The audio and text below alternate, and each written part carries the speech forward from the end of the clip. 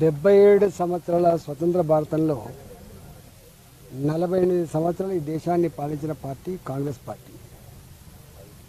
వాళ్ళు అధికారంలో ఉన్ననాడు ఏనాడు బీసీల లేదా ఓబీసీల జనాభా గణన లెక్కలు తీయలే.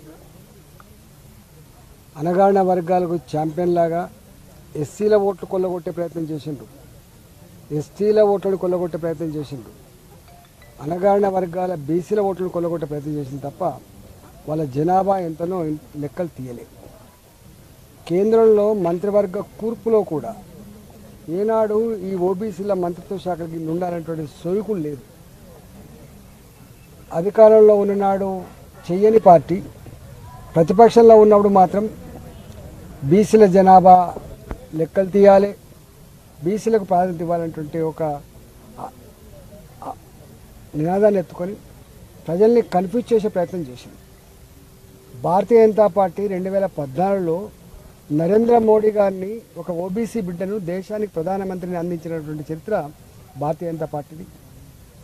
ఇవాళ భారతీయ జనతా పార్టీ కేంద్రంలో పోయిన క్యాబినెట్లో కావచ్చు, అంతకు ముందు క్యాబినెట్లో కావచ్చు, ఈ క్యాబినెట్లో కావచ్చు, దాదాపు ఉన్న మంత్రులలో 27 మంది ఓబీసీ మంత్రులను చేసి, 12 మంది ఎస్సీ మంత్రులను చేసి, 8 మంది ఎస్టీ మంత్రులను చేసి, ఇవాళ ఇతర మతాలకు కూడా 5 మందికి ప్రాధాన్యత ఇచ్చినటువంటి పార్టీ భారతీయ జనతా పార్టీ. అంటే మోర్ దెన్ 60% క్యాబినెట్లో మంత్రివర్గంలో ఇవాళ ఓబీసీలు, ఎస్సీలు, ఎస్టీలు, మైనార్టీలకు ఇచ్చినటువంటి పార్టీ, మైనార్టీలకు గౌరవించుకున్న పార్టీ భారతీయ జనతా పార్టీ.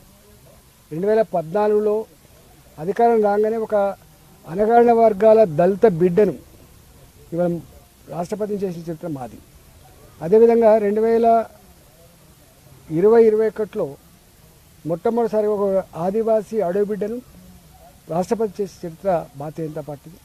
ఇవాళ ముసలి కన్నీళ్ళు కాచుతున్నటువంటి కాంగ్రెస్ పార్టీకి ఒక చెంపపెట్టులాగా స్వతంత్రం వచ్చిన తర్వాత ఇప్పటి వరకు ఓబీసీల కులగణన జరిగినటువంటి ఈ దేశంలో ఇవాళ మా ప్రభుత్వం భారతీయ జనతా పార్టీ ప్రభుత్వం ఇవాళ ఎన్డీఏ సర్కార్ దేశంలో ఓబీసీల కులగణన జరగాలని ఇవాళ ప్రతి 10 సంవత్సరాలకు ఒకసారి జనాభా లెక్కలు తీస్తుండ్రో ఈసారి జరిగే జనాభా లెక్కలలో ఇది తప్పకుండా తీయాలని చెప్పి నిర్ణయం తీయడం అనేది హర్షించదగ్గ విషయం.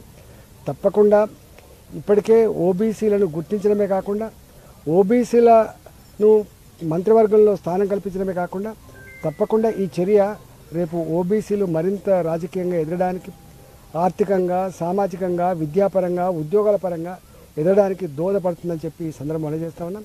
ఇవాళ కేంద్ర ప్రభుత్వం మోడీ గారి నాయకత్వం తీసుకున్న ఈ నిర్ణయాన్ని స్వాగతిస్తూ ఉన్నాం. తప్పకుండా ఈ దేశంలో ఉన్నటువంటి అణగారిన వర్గాలకు అండగా ఉండే పార్టీ మరోసారి బీజేపీ మాత్రమే అని చెప్పి ఇవాళ అర్థమైంది.